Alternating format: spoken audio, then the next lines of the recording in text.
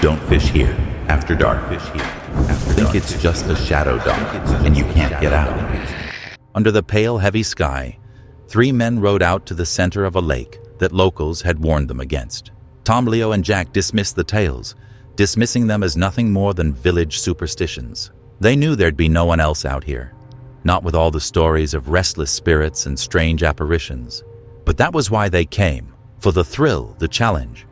They were here to catch the legendary monstrous fish rumored to lurk in the lake's depths. A fish that, if anyone were to ask, didn't really exist. The men's voices carried over the lake, their bravado breaking the stillness. Tom cast his line first, his line rippling out across the water. They laughed, talking about the sizes of the fish they hoped to catch. An hour went by and then another, but nothing nibbled.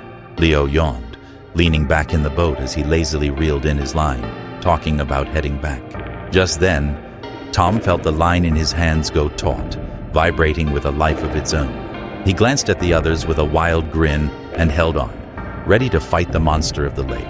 But as Tom braced himself against the boat's edge, he realized that the line wasn't tugging, as a fish would. Instead, it felt like something heavier, something deliberate.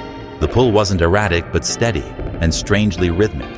His hands shook as he pulled harder, feeling the weight resist him like a solid body. And then, as he strained against the line, he saw it. The faintest glimpse of something pale just under the surface, rising toward the light. It was a face.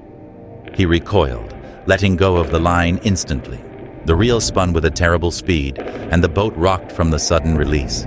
His heart raced as he looked at Leo and Jack, whose faces were drained of color as they peered into the water. The lake, dark as ink under the night sky, had swallowed whatever it was. It was gone as quickly as it had come, leaving only the silent ripples. The 3 stared at one another, their confidence dissolving into nervous laughter. They muttered excuses about shadows, about how tired they were, about how it must have been a trick of the light. It was just water and nerves after all. But as Jack adjusted his grip on his rod, his line tightened too. He barely had time to react before something on the other end yanked with incredible strength, nearly pulling him into the water. Panic flared in his eyes as he fought back, straining against the weight. The thing beneath the water pulled again, and this time it wasn't just strength. It was unmistakably intentional, as if it wanted him to come closer. In the dim light, he saw something glisten just beneath the surface. A long, pale arm. It stretched up, the fingers twisted, almost claw-like, reaching up the line with a grim purpose. The men could only stare, unable to make sense of what they were seeing, unable to understand the impossible. Leo was the first to scream, grabbing a flashlight and shining it into the depths.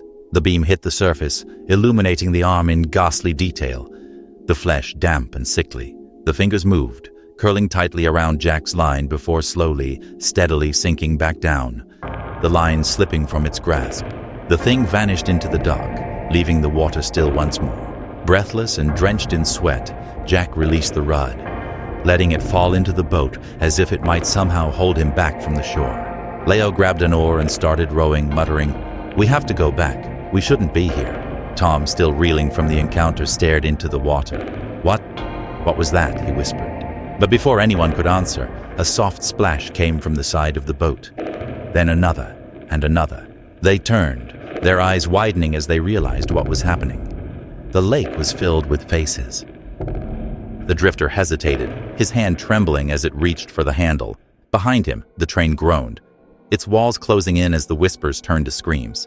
With a final shuddering breath, he stepped through. The last car was unlike any other. It was a vast, empty plain, open to the cold night sky. The train tracks stretched endlessly in both directions, but the train itself was gone. The drifter stood alone, the suitcase still in his hand. In the distance, a figure approached, moving impossibly fast despite the great expanse. As the figure drew near, the drifter saw his own face staring back at him, pale and lifeless. His doppelganger reached for the suitcase, and the drifter found himself unable to resist. The doppelganger opened it, revealing a single item, a crumpled photograph of his wife and child, now faded and stained. The drifter fell to his knees as the figure turned and began to walk away, carrying the suitcase. The distant whistle of the train echoed across the plain, and the tracks beneath him began to fade, dissolving into the earth. He realized, too late, that he had boarded the train not to escape, but to arrive at his punishment. The endless plain stretched out before him, and the cold seeped into his bones.